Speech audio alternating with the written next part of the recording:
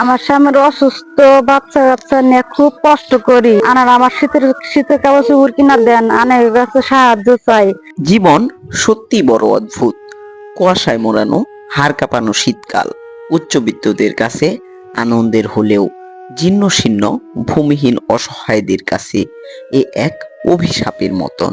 একদিকে ল্যাপ কম্বলের লাভের আনন্দ, আমরা খুব কষ্ট বসবাস করতেছি।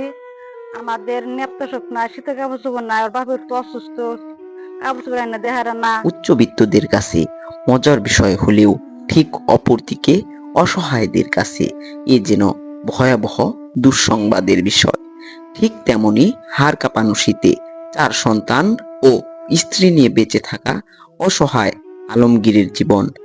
বাবা আলমগীর, বয়স 35, বুক ব্যথাতে অসুস্থ অবস্থাতে ঘরে পড়ে থাকলেও টাকার অভাবে উন্নত চিকিৎসার ব্যবস্থা ও ছোট ছোট অবচ্চার সন্তানের শীতের কাপড় এবং ল্যাপ তোশকের ব্যবস্থা করতে পারেননি। ধানের খড়কুটো বিছিয়ে ছেঁড়া কাঁথায় তাদের দিন পার করতে হচ্ছে।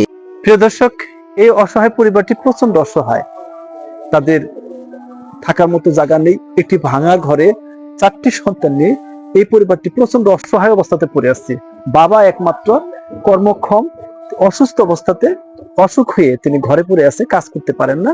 তো এই অসহায় পরিবারটির বিষয় আমরা বেশ কিছুদিন আগে তুলে ধরেছিলাম, সেখান থেকে কিছু অর্থ সহায়তা আমরা তাদেরকে করেছি। আপনার একটু সহযোগিতা, আমার একটু সহযোগিতা, হয়তো এই প্রচন্ড তীব্র শীতে এই অসহায় পরিবারটি বেঁচে যাবে। তাদের থাকার কম্বল বা তোষক, ল্যাপ তোষক নেই এবং তারা প্রচন্ড অসহায় অবস্থাতে পড়ে আছে। সেক্ষেত্রে তাদেরকে কিছু সহায়তা করেছি। তো আসলে এই অসহায় পরিবারটিকে বাঁচানোর জন্য, তাদেরকে একটু সহায়তা করার জন্য সকলে পাশে দাঁড়াই। ছোট ছোট অবুঝ সন্তানগুলো তাকিয়ে আছে বাবা আলমগীরের মুখের দিকে একটি শীতের কম্বলের আশায়।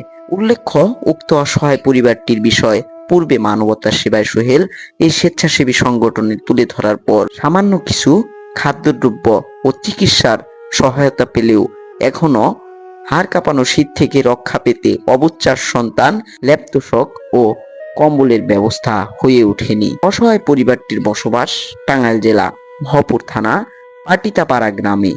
অতএব আসুন উক্ত অসহায় পরিবারটির পাশে দাঁড়াই।